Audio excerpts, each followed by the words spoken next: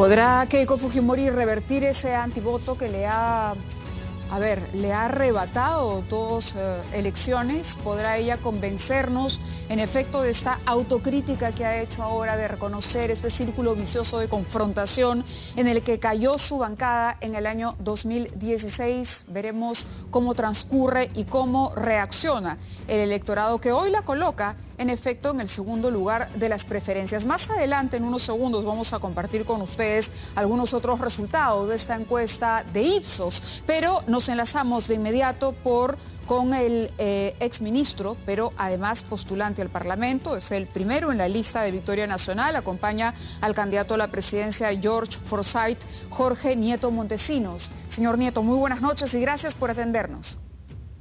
Buenas noches, Mávila. Muchas gracias por la invitación. Bueno, en principio queríamos saludar su recuperación. Entendemos que usted ha sido una de las personas que ha sufrido en carne propia el COVID-19, pero que gracias a Dios ya está libre del virus en este momento, ya ha sido dado de alta. Muchas gracias, Mávila. 284 días de emergencia sanitaria con cuidados extremos y un segundo de descuido y me contagié con el virus, pero felizmente mi cuerpo ha resuelto esto con el apoyo de médicos, amigos generosos y el de mi familia y los amigos, de modo que aquí estamos nuevamente. ¿Ha sido un segundo de descuido? ¿Ya logró identificar en qué segundo se contagió a la hora que revisó usted cuándo se había descuidado o en qué ocasión se pudo haber producido esto? Hay dos momentos en los cuales es probable que haya tenido ese momento de descuido. No puedo determinar bien a bien cuál de los dos, tienen entre medias apenas un día de diferencia, pero esto me enseña también lo difícil que es hacer el seguimiento y la trazabilidad del virus, que es una de las cosas que hemos hecho muy poco en el tratamiento de la pandemia en el Perú y que es lo que aconsejan hacer aquellos países que han enfrentado mejor la pandemia. Claro, y en su caso los síntomas fueron leves. Sí, en la práctica resulté ser asintomático y entonces prácticamente no he tenido mayor complicación, salvo las afectivas de no poder abrazar a una niña, tengo de un poco más de un año, a un hijo de 16 que cumplió años en este periodo largo de cuarentena, a mi hijo mayor, a mis nietas, pero salvo ese dolor que ya está resuelto, todo lo demás fue caminando bien. Qué bueno. Queríamos preguntarle en principio por su reacción a lo que acabamos de ver, esta entrevista que hemos podido hacer con Keiko Fujimori. Ella reconoce un ambiente de confrontación, no se supo manejar la derrota electoral en el año 2016. Usted fue ministro de Pedro Pablo Kuczynski. ¿Cree cuando ella dice que está arrepentida por ello y que se pudo haber hecho mucho más y evitar estos 5 años de incertidumbre que para muchos han sido años perdidos para la construcción del país? Bueno, me alegra que después de todo este tiempo la señora Fujimori haya podido hacer una evaluación, lamentablemente en las circunstancias en las que le ha tocado hacerla. Creo que sería importante que revisara en particular no solamente el comportamiento de la bancada y algunos de sus líderes más destacados y más confrontacionales, sino también el discurso que ella dio al comienzo del gobierno del presidente Pedro Pablo Kuczynski, cuando anunció que gobernaría desde el Congreso.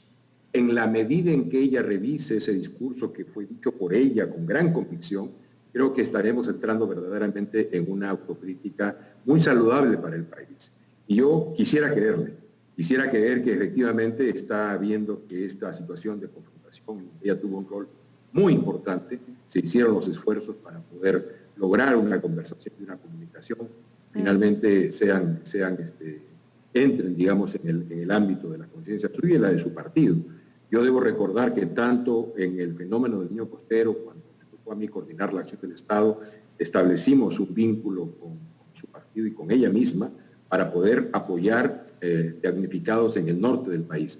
Y en ese momento, pudiendo haber dicho que no, porque lo que se me planteaba es que iban a ir con las banderas de Puerto Popular, lo que yo respondí es que si llevaban agua, aceite, azúcar, arroz, era irrelevante que fueran con banderas de partido. Lo importante era la ayuda a la gente. Y luego pero tuve usted la responsabilizaría, diría que ella es la principal responsable, en tanto lideresa del partido de oposición con mayoría en el Parlamento, de la situación que hemos vivido en estos 5 años, que ha sido una situación, vamos, bastante compleja. 3 presidentes de la República y 2 parlamentos. Empezó mal 2016, empezó mal este periodo. ¿Y es Keiko Fujimori la única responsable? No, no he dicho que sea la única responsable, pero sin duda ha sido una de las principales responsables. Los liderazgos siempre tenemos que asumir la responsabilidad de las cosas y no nos podemos esconder ni en asesores ni en subordinados. Tenemos que asumir la responsabilidad. Hay razones históricas para estos desencuentros. No es casual que en toda la época republicana, cada vez que hemos tenido un Congreso de un color y un Ejecutivo de otro color, hemos terminado en crisis constitucional. El consenso no es algo que se nos facilita a los peruanos.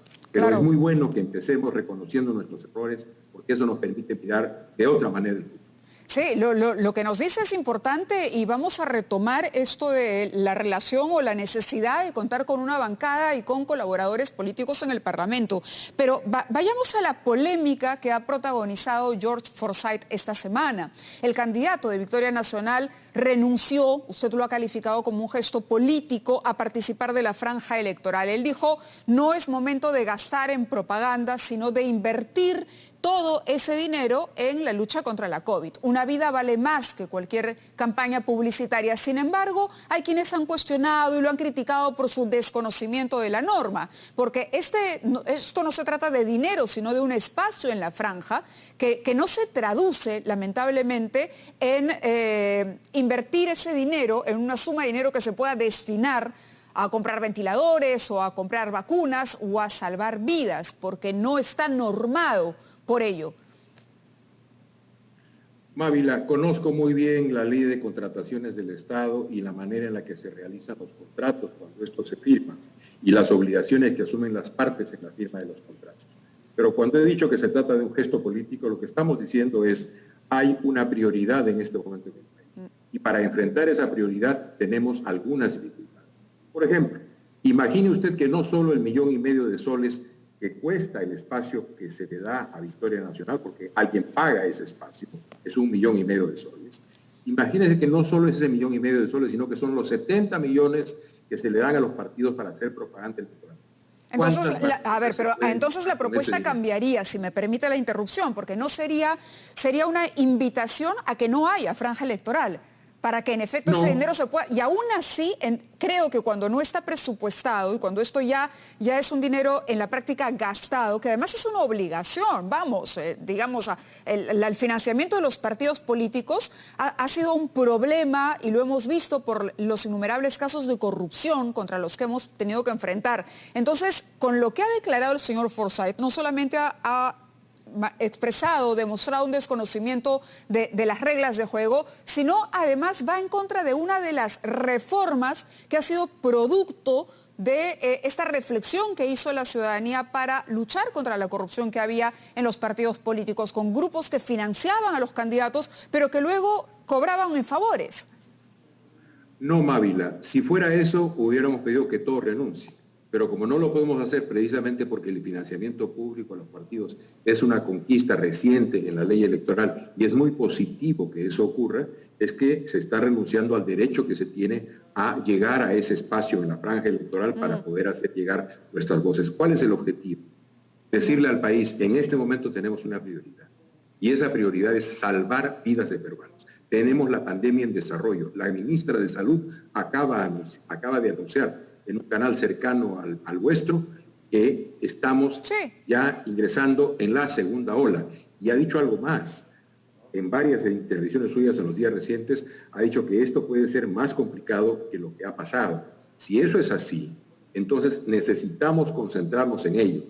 No se trata de otra cosa que un gesto político a costa del propio derecho que uno debe ejercer, porque se dará usted cuenta que entregar la única posibilidad que se tiene de tener acceso a propaganda electoral en medios electrónicos, particularmente la televisión, no es precisamente algo que no complique la vida al partido Victoria Nacional. No, y a los electores tampoco, ¿no? Que no van a tener acceso a la información que se requiere para emitir un voto responsable. ¿Qué opina de esto que ha dicho Keiko Fujimori sobre el indulto a su padre? Que ella ahora sí consideraría indultar a su padre de llegar al gobierno. Ustedes, en el caso de llegar ¿estarían a favor de una posibilidad de esa naturaleza? ¿De aceptar un pedido, de aprobar un pedido de indulto para el líder fujimorista? Yo entiendo el deseo y el afecto de una hija por su padre. Yo lo he dicho antes de que se otorgara el indulto que motivó también mi renuncia en diciembre del 2017.